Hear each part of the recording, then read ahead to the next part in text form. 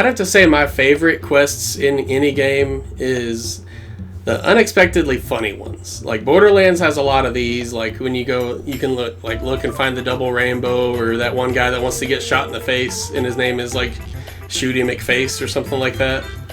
I know the pre-sequel had one that we thought was absolutely hilarious because they wanted to get into like pro basketball, so you got this guy basketball, and he got on this catapult, and you're on the moon, so there's low gravity, and he just catapults himself into the sky, yelling basketball the whole way up.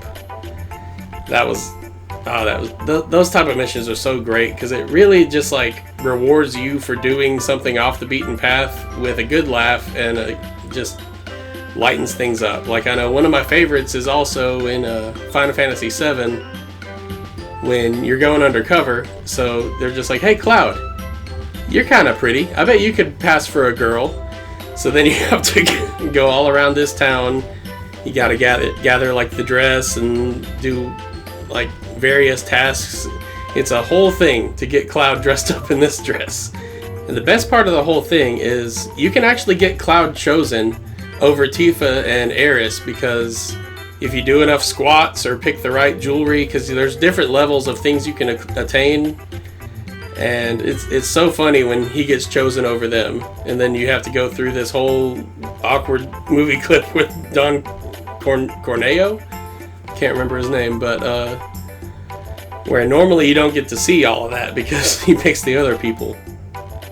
Now, one of my all-time favorites, because it caught me completely off guard, was Sylvando's journey to like bring hope back to the world in Dragon Quest XI, because at that point, like, you've lost. The party's separated, the world's about to end, and Sylvando's just like, no.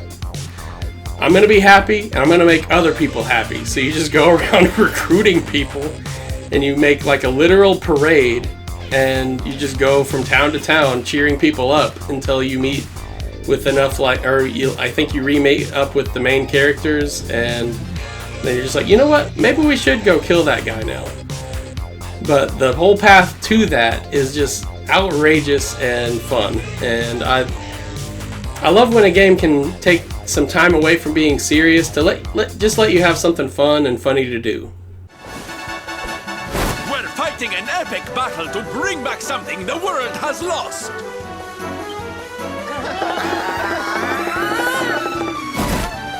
It's Smile! The best quest type in video games for me would have to be hunting quests.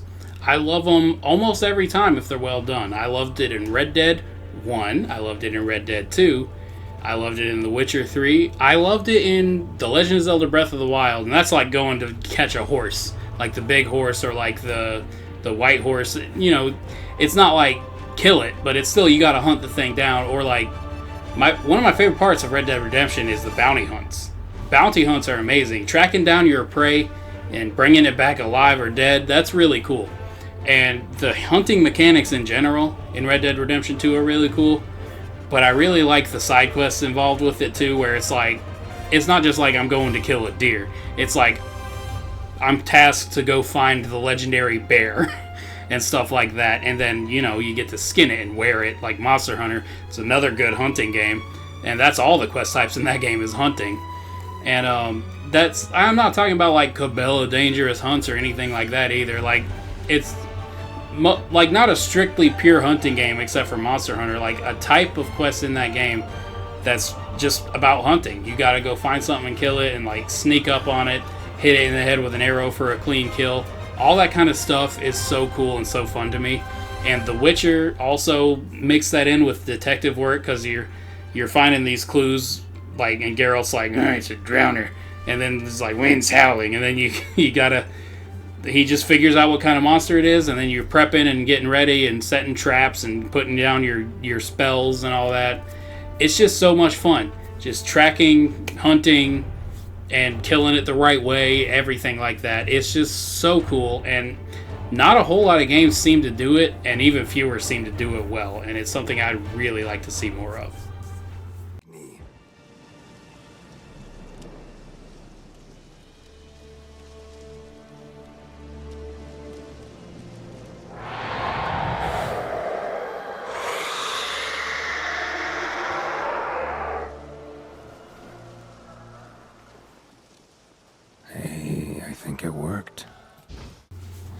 My all-time favorite type of quests is a pretty obvious one, at least in my eyes. It's the arena type quest. There's nothing cooler than a tournament and competing and being challenged back to back to back in a gauntlet of fights.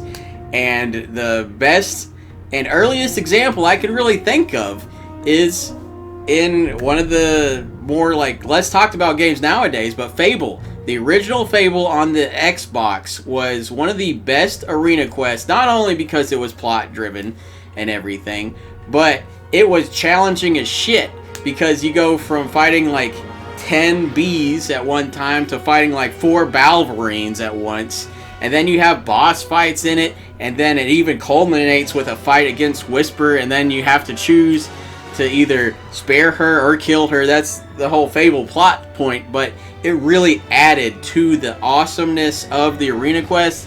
And Fable 2, or no, Fable kind of had 2, not Fable 2. Fable 2 did have one, but Fable, the original one, kind of had 2 of them also, because not technically part of the arena, like the actual named arena, but there's also the like underground at nighttime fight club in the towns where all the dudes from the town take off their shirts and, you know, have at it and pop each other in the chops. You can join in on that and basically rank up in each town and fight shirtless with all the guys. So that's another cool one.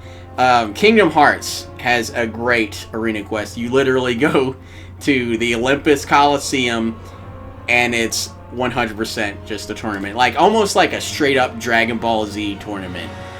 Like, you just go from round to round. Every cup has its own boss and varies in difficulty, ultimately ending with the ultimate fight against Sephiroth, the ultimate challenge in Kingdom Hearts.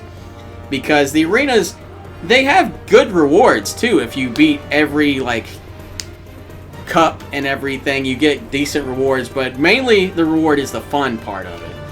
And I would be remiss if I didn't mention one of the more recent ones, actually 2 most recent ones.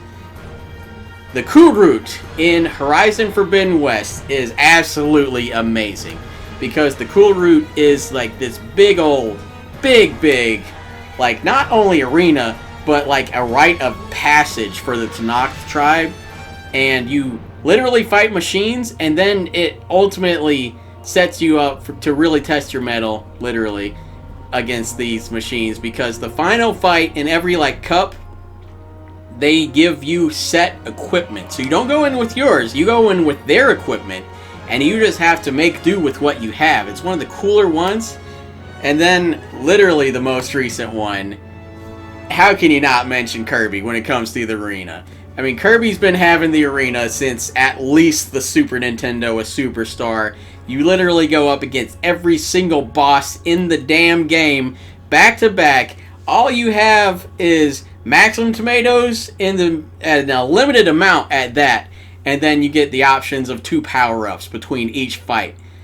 Other than that, you are in it to win it, and if you die, you die. You gotta start all the way over. Kirby has some of the best arenas, and not only that, that's where most of the challenge in Kirby games comes. It's from the arenas, and then the inevitable true arena where you unlock like the Soul and EX level enemies. It's just like the final bosses, but like even better and harder, and you can't beat an arena quest. I love them to death. I will do them till the day I die, even if I don't need the rewards, or I've already done it like 10 times. It's just fun. It's fun to test your mettle and fight everything you can all at once in a back-to-back Coliseum tournament and just feel like a badass.